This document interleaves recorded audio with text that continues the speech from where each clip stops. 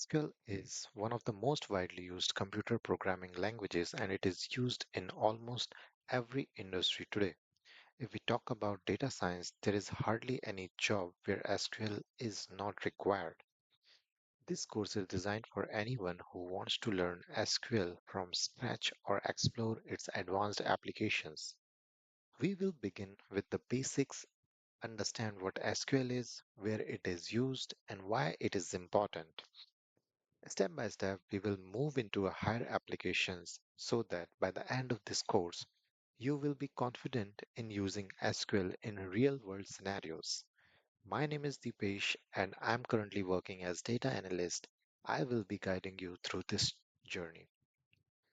So let's start with the most fundamental question. What exactly the SQL is? So SQL stands for Structured Query Language. It is the language we use to talk to a database. Think of it this way, when you want information, you ask a question. The database is where the information lives. SQL is the language that allows you to ask the question in a way the computer understands. So in one line, SQL is a query language that helps you interact with a database. You give a query, the database processes it, and you get the result back.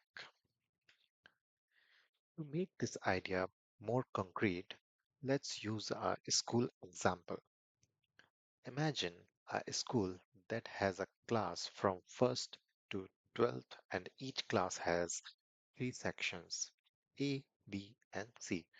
In every class, the teacher maintains a register with all students' name, roll number, and mark. Now, suppose my parents go to meet the principal and ask my marks in class 10th B. The principal instructs the office boy to fetch the register and brings it back. Finally, the principal shares my marks with my parents. So, here, the principal used Hindi or English to instruct the office boy, but we want a computer to fetch data from the database. We cannot use Hindi or English. Instead, we use SQL.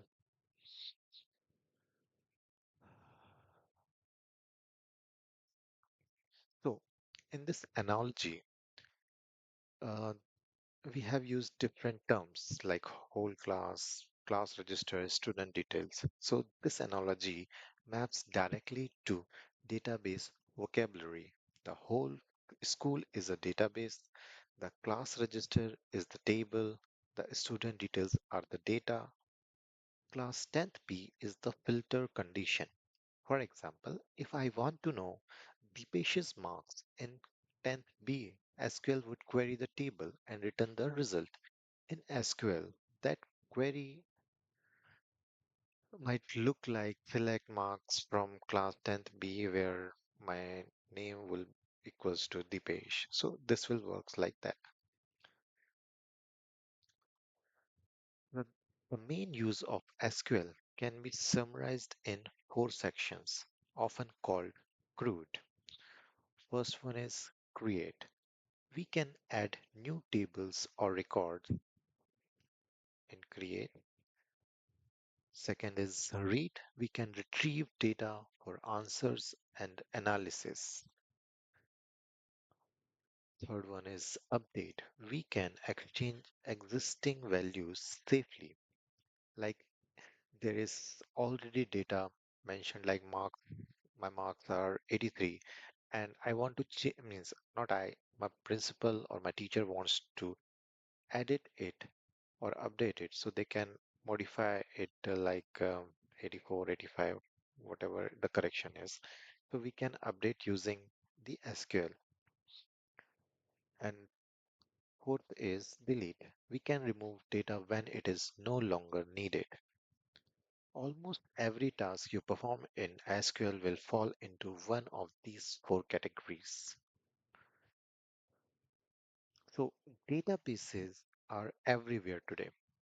The SQL is the tool that allows us to work with them. For example, in banking, account and transaction records are stored in databases on websites. Real-time user activity flows into databases. In companies, employee and operational data is organized centrally. In data science, analysts query data before modeling or reporting. So, whether it's finance, technology, or business, SQL is the backbone that keeps data usable and accessible. So, we have basically two types of databases. First one is relational databases. Here, data is stored in tables with rows and columns. Relational databases maintains relationships between tables to organize and query large data sets. For example, we have MySQL, Oracle, Microsoft SQL Server, Postgres SQL, and many more relational databases. Second one is non-relational databases, NoSQL, where we use NoSQL. Here, data is stored in a formats like key value pairs, documents, or graphs. They are often used for big data, real-time applications, or unstructured information. Examples include MongoDB and Cassandra. So in this course, our focus will be on relational databases because SQL is designed to work with them. So many people wonder why not just use SQL? Excel. Excel is great for small amounts of data or one-time analysis. It allows you to make charts and simple reports, and it's easy for non-programmers to use. But databases are built for much larger and more complex needs. They handle large or real-time data, multiple connected tables, automation, and productivity, and many users working together with data integrity. So while Excel is useful, databases are essential when scale, speed, and reliability matter.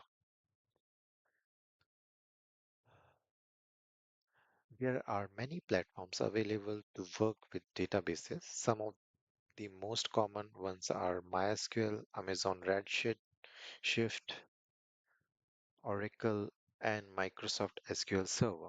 In this course, we will use MySQL because it is easy to set up, beginner friendly, and widely used in the industry.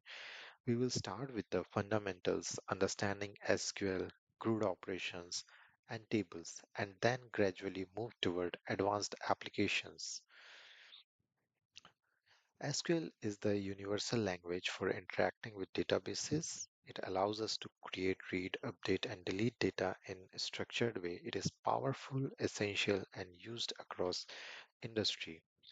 By the end of this course, you will not only understand SQL, but also be able to use it confidently in real world scenarios. So, meet you in the next video. Thank you.